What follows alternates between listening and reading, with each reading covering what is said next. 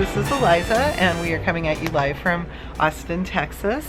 And we are talking about bitch medicine this morning.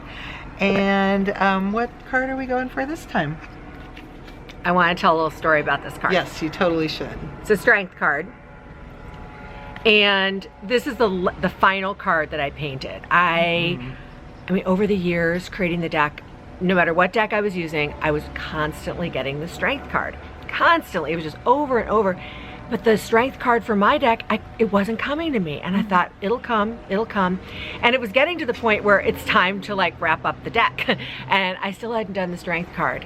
And you know, so I kind of started bringing my attention to it and just letting the ideas and visions come, and then I saw it. So anyway, it's really exciting.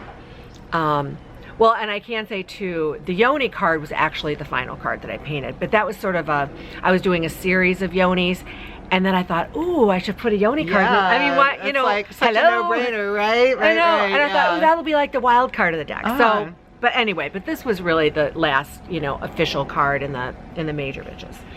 So, okay, strength. So strength is, I mean, that's a very traditional card in the tarot deck, and you know, it has to do with being strong on an emotional or a spiritual level, you know, as opposed to just like brute physical strength. And one of the things that I always think about when I'm doing readings and this card comes up is that, you know, we have a lot of examples of what it looks like to be strong in a masculine way, but it's like we don't have a lot of examples of strength in a feminine way. Although, like we were talking about earlier, I guess technically childbirth is like, you know, that's a way of being strong in your feminine, although, you know, sometimes it can be like very violent, and sometimes it can be, you know, easier and less we were gentle. talking about this couple that I know, and their first child, they had it in water, and literally, I mean, she never made any, the mother never made any noises. The baby just very gently came out, and the baby was floating around in the sack in the water, and the midwife said, don't touch it, it doesn't know it's been born yet. And I've never heard of anything. I'd never heard of like that's wild. An effortless birth like that, ever, never. And then, but then their second child, same couple, same deal, and it was a nightmare. And they, you know, everything that went wrong could go wrong, and they ended up having to have the child at the hospital. Oh, wow. And I asked them, like, are your children, are their personalities indicative of their births? And they said yes. And I thought, now that's a whole nother thing. Right, so you can't always expect to be vulnerable and allowing and you know. Yeah, sometimes you can and sometimes you can't. Yeah. But as a general rule, it's like we view vulnerability as a weakness and not as a strength, you know, although like if you read Brene Brown's research, you know, it's like vulnerability is a very strong position, but we just don't think about it because, you know, the roots of the word vulnerability, you know, like the etymology of it, it means to be wounded in battle.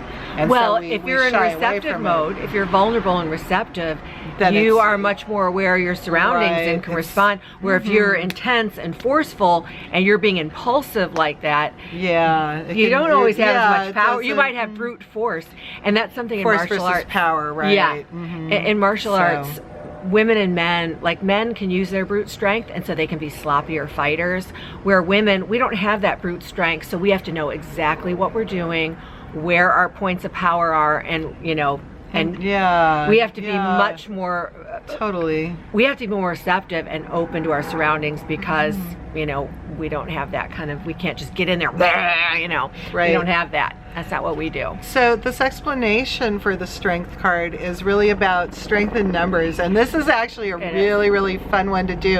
And you know, it's like this idea might come across as really radical to a lot of people, but I'm like, oh yeah, this is like my, you know, average Saturday afternoon. You know, it's like my friends do this shit all the time, right? I mean, like we went to a party on Saturday night where this kind of stuff was going on. So why don't you talk about it now that I'm being all mysterious and stuff, right? What is it? What is it? It's a sexy tea party. Yes. And tea can be, you know, you can serve wine or champagne or whatever you want. Or it could be margaritas. like it could be a proper tea party in the middle of the afternoon. So yeah, I mean, it's whatever, cool, right? Yeah, whatever goes, you know, have everyone bring The luscious idea is snacks. to gather a bunch of women together to share drinks and snacks and talk about sex. And everyone brings their favorite go-to sex toy. And then, you know, they share their toy and why it's their favorite. Right. Now, and I also recommend bringing your sex journal. I talk about that in the deck. It's a journal where you know, process things that are triggered sexually. Ideas, fantasies, blah, blah. That's a whole nother video. Yeah. But you We're not bring talking your about sex it. journal now. We're not talking, because we could go on and on. We're just like. We could, and we do. Yeah, and we do. We do. We have been all morning long. But you want to write things down because, you know, one, maybe you are drinking, you might have hormonal memory loss, you may just be forgetful.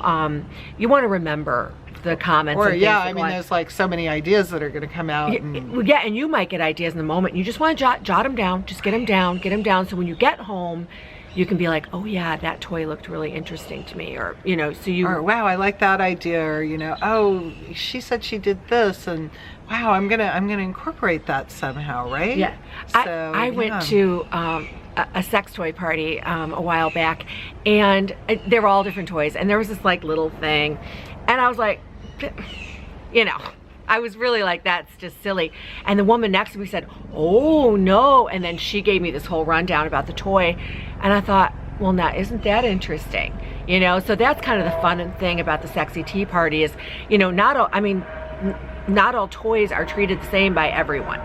So one person might use a toy one way and one the other way. There's no cut and dry way to use toys. So it's really nice to get tips and be in a safe space where you can be around other women, and you know, it's very, very fun. Yeah, and it's you know, because it's like, you know, a lot of times it's like your sexuality can kind of be like a fishbowl, you know, it like gets into a routine, and you know, it's like, it's good to expand out your ideas and also find out, you know, it's powerful to find out, you know, oh God, I struggle with this, and you know, so does she, and so does she, and so does she. So yeah, it's good things to know. Yeah. Anything else that you can think of? Gosh, I think that's, you know, I mean, that's just kind of the gist of it. I mean, a lot of it will be just, you know, impromptu, you know, when you have these various women over. But, you know, I would say, like, you know, does sound kind of radical, but it's really, really fun. It's really and, you know, fun. Women are hungry for it. Like, oh, definitely. You know, and yeah, because it's like, you know, so a lot of times too, it's like, you know, we're dealing with this stuff sexually, and we don't really feel like we can talk about it because, you know,